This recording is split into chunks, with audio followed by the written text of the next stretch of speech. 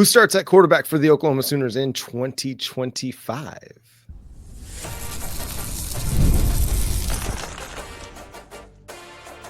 You are Locked On Sooners, your daily podcast on the Oklahoma Sooners. Part of the Locked On Podcast Network, your team every day. What's up, Sooner Nation? Welcome to Locked On Sooners, and thank you for making Locked On Sooners your first listen every single day. Shout out to all the everydayers out there. Tune in and subscribe to the show wherever you get your podcast. Today's episode is brought to you by FanDuel. You can get started with a big return on FanDuel. New customers can place a $5 bet, and you'll get started with $150 in bonus bets if you win that first $5 bet. Visit FanDuel.com to get started. He's Jay Smith. I'm John Williams. It's Thanksgiving week. Thankful for all of you that tune in to Locked On Sooners every single day. Jay, Jackson Arnold has had an up and down season in 2024, but has really shown some things at different times. And on Saturday against Alabama, he showed a lot of leadership, a lot, as you put it in a show earlier this week, a lot of moxie and a lot of toughness. Is that a guy that you feel like we could roll into 2025 with as our starter? I'm going to be honest, he's probably the one you should heavily consider. Now, the one thing with the way the season has gone, because it's been so up and down for not only him, but also Michael Hawkins Jr., we got to remember both of them own a piece of the state of Alabama, with Michael Hawkins owning the East Coast side of it and Jackson Arnold owning the West Coast side of it because of Tuscaloosa and Auburn. They both own a piece, so they have to share that because they're the only two wins in the SEC being in the same state. So because they need to share that real estate, I do still feel like they need to share that quarterback room. I would love for both of them to come back and for them to keep it as a competition. Let's go out there and be like, because I know initially when Michael came in, this is Jackson Arnold's job. You're going to come in and, be the reserve, and get your red shirt, and then we're going to have a real competition. Well, that didn't happen. So now that you got both of them, to me, what makes the most sense is make it a competition, and at this time say nobody has a starting job. It's whoever performs the best at both sides. We will announce the starter after the spring game, and then from that point, hopefully they both come in, they both compete. If we do bring in a transfer quarterback, you have another quarterback that competes, and then whoever wins it post-spring game, at that point you have the opportunity to hit the spring portal. You can redshirt at your new destination, or you can stick around, redshirt here, and then potentially, hit the portal in December. There's a lot of variables and a lot of scenarios that could happen. But, John, to me, the best bet for both Jackson Arnold and Michael Hawkins is to come back, see what the new OC has, and see what he can put together for him. Yeah, I think it's premature to just sit here and say neither quarterback can do something significant at the University of Oklahoma. I think they've shown enough promising things. Obviously, you want them to improve on their ball security and taking care of the football, because when they do that, Oklahoma's been really good. It's just there's still young quarterbacks at the college football level. I know we have this expectation at the University of Oklahoma that guys are going to be able to step in and right away be able to throw for 3,500 yards and 30 touchdowns and just light the world on fire. We've seen that in the past, but that's not going to be the case with every single quarterback. For every Sam Bradford that we've had or Baker Mayfield that we've had a number of quarterbacks over the last 25 years that were good. Maybe not great, but they were good or they were solid. Right. But given everything that's gone on this year on the offensive side of the ball, I don't feel like we can even have a true evaluation of these quarterbacks in a lot of what you ask a quarterback to do. Now, the ball security aspect, it doesn't matter who's blocking in front of you or who you're throwing it to. You got to take care of the football. Again, it's the Remember the Titans quote. What does your blocking have to do with you taking care of the football, Petey? You got to take care of the football. That's your responsibility, no matter what else is going on around you. Now, it makes it a little bit harder because you're under more pressure or you're throwing to wide receivers that aren't the guys you expected to throw to. At the same time, you are still responsible for the ball. So that's an area that they'll have to continue to improve on going into the offseason. But I think, again, both guys have shown enough promise that you can build around them and you can continue to develop and build with them. What have we seen whenever we've been patient with guys and we've allowed them to continue to develop? They've developed and they've gotten better. And I think Jackson Arnold, I think Michael Hawkins both have the opportunity and the potential to still be really, really good quarterbacks, despite everything that we've seen this year. Jackson Arnold showed you on Saturday that he's not broken. He's not a guy that can't come back from some of the stuff that we've seen. And I'm sure the case is the same for Michael Hawkins. The last time we saw him was against South Carolina. That's not the quarterback that he is. That's not the player that he is. And so if you want to go into this offseason and say, hey, these are our guys that we're going to compete with, we're going to allow them to have a quarterback competition, and we'll see what happens, and we'll see after everybody lays their cards on the table who's got the best hand, and we'll move forward with that guy. But I think if you have one of those two guys as your starter and the other one either sticks around to be the backup or portals out, it allows you the opportunity to let competition decide things. And I think that's the best way forward. If you want to bring in a transfer quarterback, which I think an offensive coordinator that comes into this situation might say he wants to do, that's fine, as long as it's bringing a guy in to compete with these other guys, because they've got the sweat equity built into this program. They've been here for the last year. They've put in the work with the guys on the field, in the weight room with Schmitty.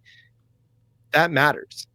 That matters to a program as they lead. Now, we could also have a guy come in like a Jalen Hurts, who had no sweat equity, but came in and just started busting his tail in the weight room and in the workout room and earned everybody's respect right away.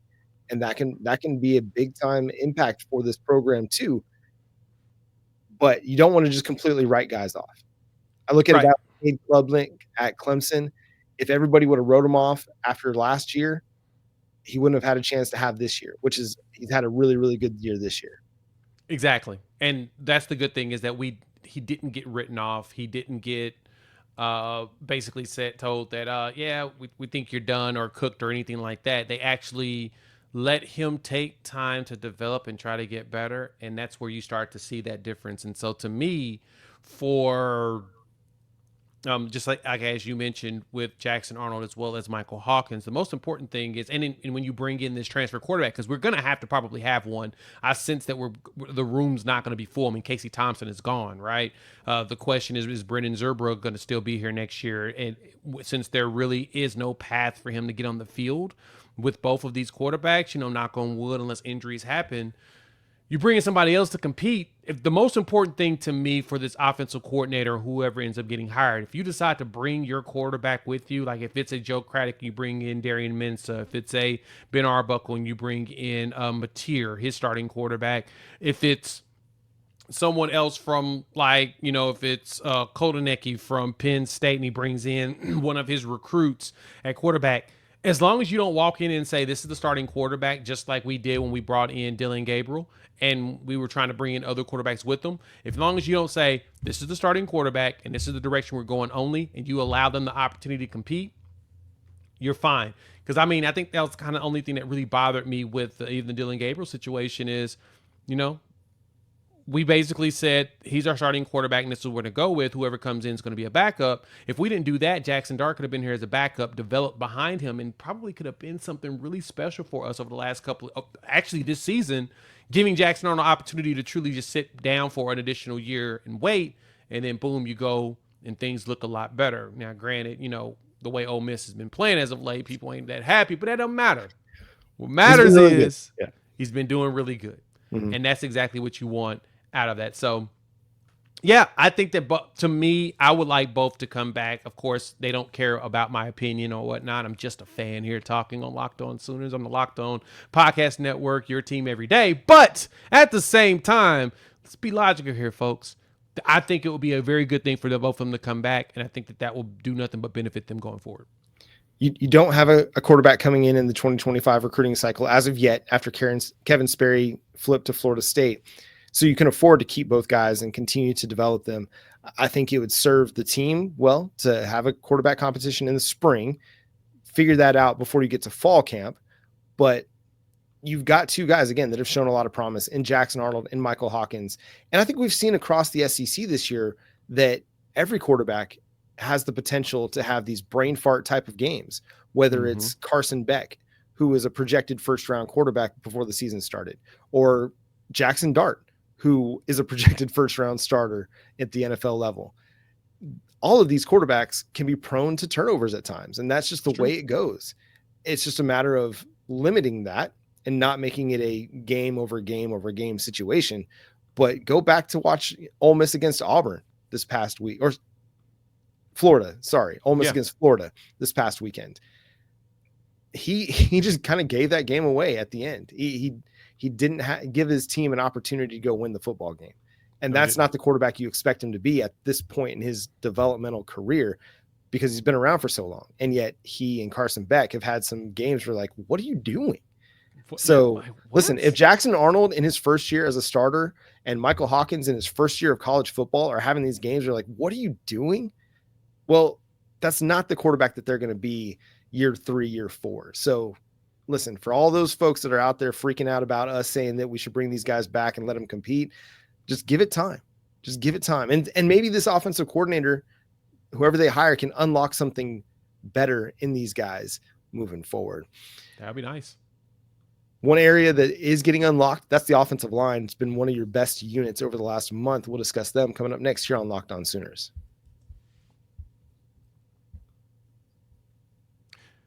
Get ready to tackle the NFL action with FanDuel, America's #1 sportsbook, because right now new customers can bet $5 and get $150 in bonus bets if you win. So if you would have taken that Oklahoma 14 last week when they beat Alabama, guess what?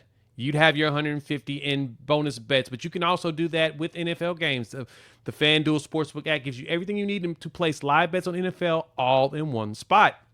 So if you get a hunch in the middle of the game, you want to check out stats, look at the spread. I mean, Oklahoma right now is a 5.5-point dog. That's an opportunity, especially if Oklahoma continues this trajectory. You can do that today. So just visit FanDuel.com. You can join today. You'll get started with $150 in bonus bets if you win your first $5 bet. You got to win, though. And that's FanDuel.com. Never waste a hunch and make every moment more with FanDuel, an official sportsbook partner of the NFL. Again, thanks for making Locked On Sooners your first listen every single day. Shout out to all the everydayers out there. Tune in and subscribe to the show wherever you get your podcast. Jay, the offensive line put in a heck of an effort on Saturday against Alabama. This is a team that has been much maligned up front all season long. But over the last month, I think the Ole Miss game was kind of a jumping off point a little bit, because they were good up until the end when they had to try to pass protect. But you started seeing some things developing in the run game there. But from there, might have hit a little bit of rock bottom. But from that point, it's just had this upward trajectory over the last month of the season. And this is with 3 guys that you didn't expect to be starters this year. And maybe even a 4th guy in Troy Everett you didn't necessarily expect to be a starter this year. It's been really good. It has. You've seen the growth of the blockers. For Bichiwewu winning that award this week, SEC co-offensive lineman of the week. You saw that, and we talked about that last episode, how he kind of got done a little dirty by them. Just did him a little dirty there. But, picking the wrong clip of him getting blown up on the line. But at the same time, PFF grade-wise, they graded very high in this game, especially in the pass blocking. We've only passed the ball 11 times, but they did a really good job of slowing them down, especially because Alabama decided to install a 3-man front, and we just ran it down their throat the entire time. And so that line was blocking like crazy, John. They did everything you needed. Bill Beatonbow, I know he's proud of the way that they've grown. Logan Hallen's gotten better, him and Heath Ozida on that left side. I had Ozida as my starting left guard coming into the season, and he's done nothing but improve throughout the year. And Logan Hallen has been a big surprise. He was expected to be more of a project because he was a transition from tight end.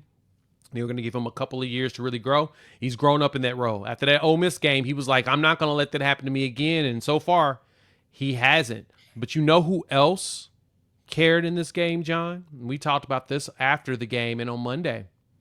Those wide receivers, man. Mm-hmm. Your quarterback throws the ball 11 times. It's very easy to get disengaged in a game when you're not being leveraged very much, mainly because, you're not up to the caliber to be able to always, make your quarterback comfortable to throw it to you. It's not saying that they're bad, just saying your quarterback's got to be comfortable if he's going to throw the ball. They were engaged in all the blocks. I mean, there was one play that I was watching from the game, and it's a highlight that's been going around of Jackson Arnold running, and Kirk Herbstreit was talking about it on the broadcast. He pointed out that whenever you have an edge that crashes down super hard and goes straight to the running back, you usually have a linebacker on the other side waiting. And Lawson wasn't playing in the game at that point for Alabama, so they had one of their younger linebackers who was 100% out of position. But Jackson faked the handoff. Xavier Robinson gets lit. He runs to the outside, and guess who's there waiting for him? J.J. Hester providing a pancake, just knocking a dude down to the ground, and Jackson runs around him and gets a first down. You saw that all game long, John. That's what you saw out of this wide receiver room. Every single one of them. Zion Kearney was engaged in some heavy blocking. You saw J.J. Hester. You saw Brendan Thompson. All of them were lighting folks up. That, to me, warms my heart and tells me, guess what? This team's ready. This team's ready going forward. Well, and the tight end group, I thought, had maybe one of their best games blocking as well. Yeah, it's true. Jackson Arnold's big run up the middle, between the right guard and the right tackle. Well, Bauer Sharp provided the lead block that kind of sprung that. In previous games, he has not been as impactful as a blocker, but I think he's gotten better as the season's gone along. And it takes everybody. When you're running for 257 yards in a game in which you're only throwing the ball 11 times and you're deciding you're going to run the ball 50 times, it takes everybody. The offensive line was really good, but all the guys around that, Xavier Robinson in the run game, Gavin Sawchuk in the run game, those guys having to block, did a really good job. Bauer Sharp, Jake Roberts, I thought they were really good. You mentioned the wide receivers. They were really good. Even young guys like Zion Kearney, he got into the action, and I thought he did a really good job blocking out on the perimeter as well. So listen, that's a testament to, again, we talked about the culture yesterday when discussing the future of the program. Wide receivers want to catch the ball.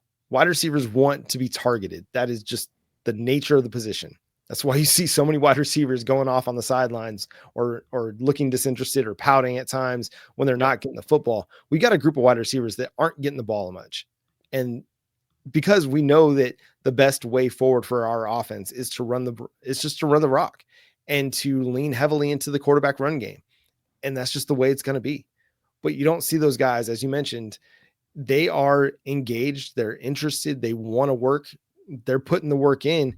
They're not out there, throwing their hands up because they're not thrown the ball. They're not out there, hands on their hips, putting their head down, shaking their head, yelling at the quarterback. They're not doing any of that stuff. Throwing a fit. They're team guys. These are program guys. Brendan Thompson, J.J. Hester, Zion Kearney, whoever else got wide receiver snaps on Saturday. They're just out there. Jacob Jordan, they're just out there just doing the work. And that's a testament to Emmett Jones getting these guys to buy in.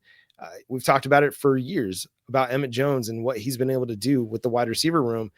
I think the biggest thing that he's been able to do is just create buy-in to whatever the game plan requires. And they're showing up every single week and they're putting that work in. And again, Bill Bedenbaugh, he's been under a lot of fire this season for some of the inconsistencies along the offensive line. Well, you can't blame necessarily a guy for all of the injuries that have happened.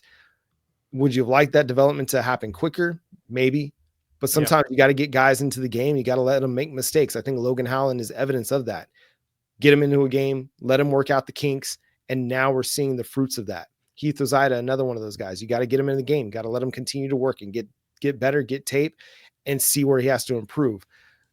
It's all coming together. I mean, it's coming together. That's true. And it's coming together at the right time, because when you go into Baton Rouge and you want to be able to impose your will, you want to take the crowd out of the game, the best way to do that is to employ a similar game plan that you just had against Alabama. And that's just convert first down after first down after first down, keep the ball. And eventually that crowd is just be like, why are we going to keep yelling? They're not getting stops. And if Oklahoma can have the same efficiency this week against LSU that they had against Alabama, they're going to be in for a good night. And one thing I've seen, I've been to Death Valley before, and I've watched them get blown out by the opposition, and that crowd will quickly get quiet and quickly go away. Now, the best part is we're playing at prime time at night in Death Valley. I am super stoked. I'm going to be down there for that. And yeah, if you do all the stuff, as you mentioned, if you suck the energy out of them, which is almost kind of easy to do. Oh yeah. It's going to be like, it'll be completely different for you at that point. It's when you walk in there, it's gonna be like, oh yeah, this is nothing. Now Jackson Arnold did put a target on his back.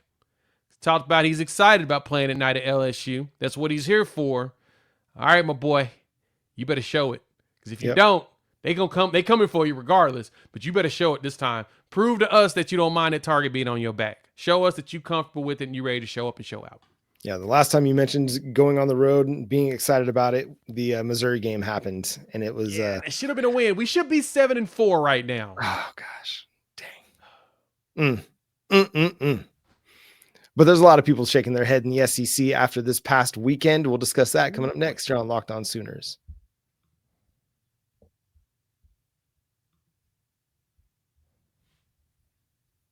Again, thanks for making Locked On Sooners your first listen every single day. Shout out to all the everydayers out there. Tune in and subscribe to the show wherever you get your podcasts. We're part of the Locked On Podcast Network, your team every day.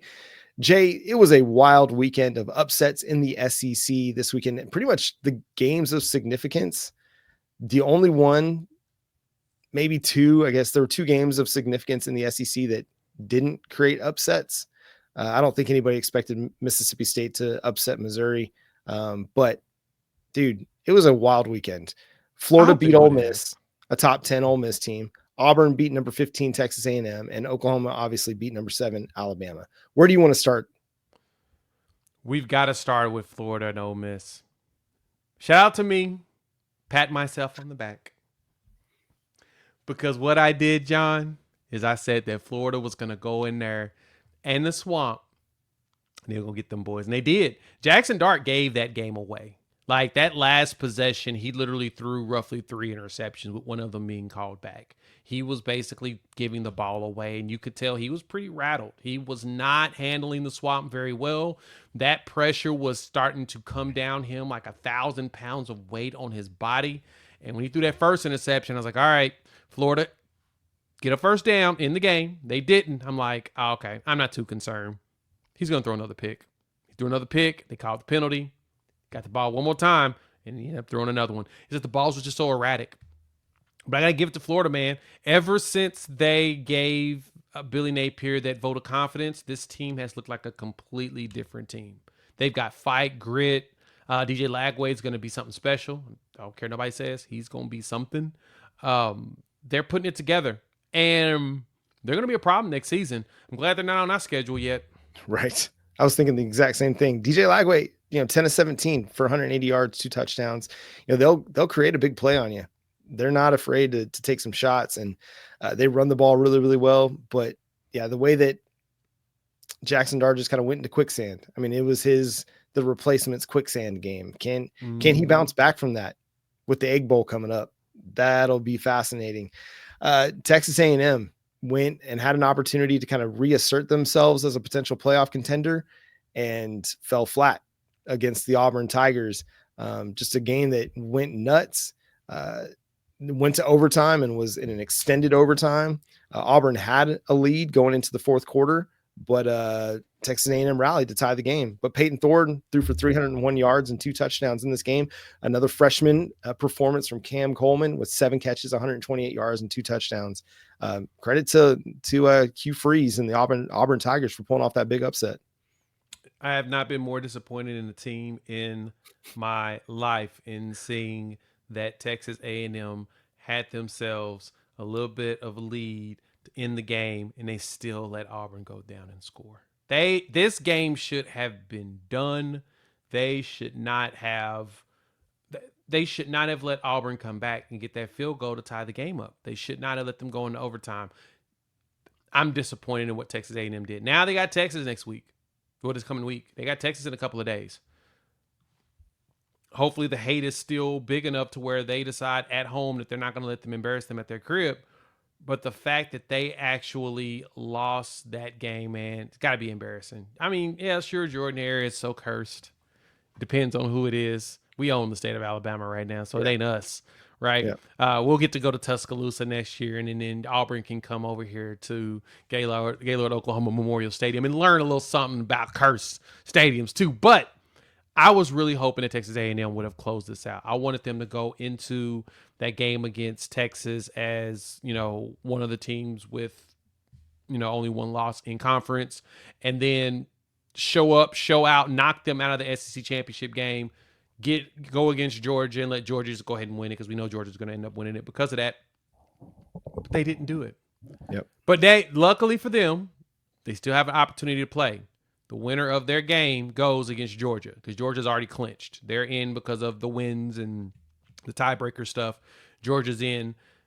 I just need them to upset Texas. It'll be great for a bounce back this weekend. Yeah. And I'll be remiss if I didn't mention. I apologize, Auburn fans, for saying you had no chance against Texas A&M. Yeah. You proved me wrong. I hope all the players listened to my doubt and took that as inspiration. I could provide that inspiration for you because I was very adamant that Auburn had no chance in this game, and they proved me wrong. So I've been wrong before. I'll be wrong again, I'm sure. But the other game of significance here, LSU held on against Vanderbilt. Vanderbilt tried to come back and make something of this game, but picked up the win to move to 7-4 on the season. They kind of needed that because they'd been really floundering in the second half of the year. So you're going to have two teams in Oklahoma and LSU going into this game that are coming off of wins. Yeah. LSU needed that. I mean, the game they took the lead early and it just kind of held on to it from then on. Vanderbilt tried to make a push, but they weren't able to. Diego Pavia couldn't get his game going like he likes with all the running and moving around like he did. So LSU played a solid defense. Then they ran the ball well. Josh Williams was their top back. He got himself he had 2 rushing touchdowns and a passing touch and a reception. So they got everything they needed out of it. Caden Durham, he had another game too. You know, we all know Caden Durham.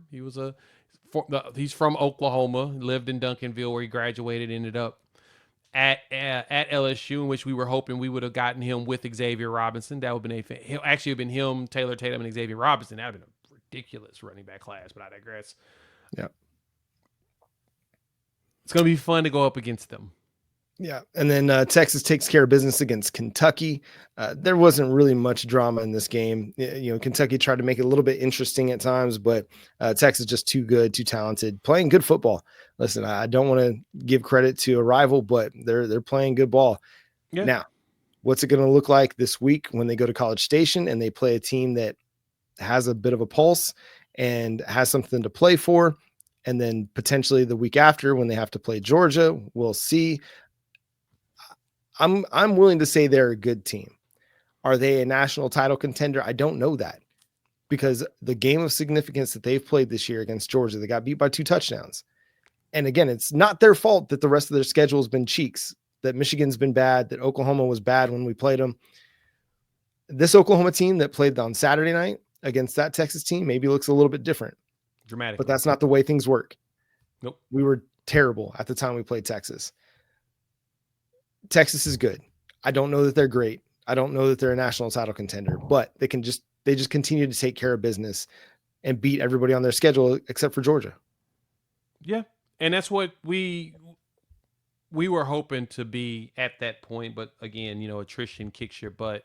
Can't stay healthy. It's kind of hard to win games. But no, Texas went out there and they made a statement out of Kentucky. Kentucky's a very physical team. It's that one of those teams that teams don't like playing against because they beat you up throughout the game. And for the most part, that game had a little bit of a beating up in there. There was a little bit of physicality throughout that game. So it wasn't just as simple as some would try to make it. Kentucky made them work for it up until sometime into the second quarter. But yeah, they got the benefit of a lot of health, a lot of experience going into it. Now, the question is after playing a game like this against a team like Kentucky, like I said, they're very physical, and teams don't like playing against Kentucky because of how physical they are. Taking that game into College Station, that body, that team, question is going to be how healthy do they feel going into that game, and right now Quinn's hurt. There's a very good chance that he's not going to play, mess his ankle up. There's questions there. I did see a tweet that basically said if Quinn's not available to play in this game or against Georgia in the SEC title game, they should be knocked out of the playoff. I think it was a reference to Florida State. No Jordan Travis. But that's going to be fascinating. But hey, listen, Arch is good. Arch is a good player, and I think he's more than capable to make some plays for them. But this next week of SEC action is going to be fantastic. You got the Iron Bowl, you've got the Egg Bowl. Friday is the Egg Bowl, and then you got Georgia Tech also on Friday, and then obviously Oklahoma LSU. Then you got Tennessee Vandy, which I don't think anybody expected that to be much of a game, but with the way those two teams play offense, it could be a really intriguing game. You got South Carolina, Clemson, Louisville, Kentucky, Auburn, Alabama, and the Iron Bowl, and you got Arkansas, Missouri, which has become a little bit of a rivalry. Florida State. Florida's going to trounce the Seminoles, and then Texas A&M as well on the weekend. It's going to be a really, really fun weekend of SEC football. Any game in particular you're most looking forward to? I'm ready to see that Egg Bowl as well as the renewed rivalry between Texas and Texas A&M. Yeah. It's been a long time since they played, so I'm pretty excited to see that. I'm a little disappointed the Egg Bowl's not on Thanksgiving though. I'm just a little disappointed that Texas A&M and Oklahoma and LSU are at the same time. Yes, like why would you do that to us? You're gonna have the computer open on one or the phone open on another, and the tablets going. There's gonna be so much football action. You're gonna have all the devices going this Saturday in SEC ball. And that just is SEC. There's going to be a lot of great games going on across the country as well. But that's going to do it for today's episode of Locked On Sooners. Thanks so much for tuning in, being a part of the show. Subscribe to the show wherever you get your podcasts. We're free and available on all podcast platforms and on YouTube. So hit that subscribe button and that notification bell to let you know when new episodes drop. Follow Jay at Unfair Sports. Check out his channel, Unfair Sports, over on YouTube as well. Follow me at John9Williams. You can read my work covering the Sooners over at SoonersWire.com. And the show is at Locked On Sooners on all your social media profiles, platforms, TikTok, Instagram, Twitter, Facebook, wherever you like to do social media, we are there. But until next time, he's Jay Smith. I'm John Williams. We'll talk to you then. Boomer. Sooner.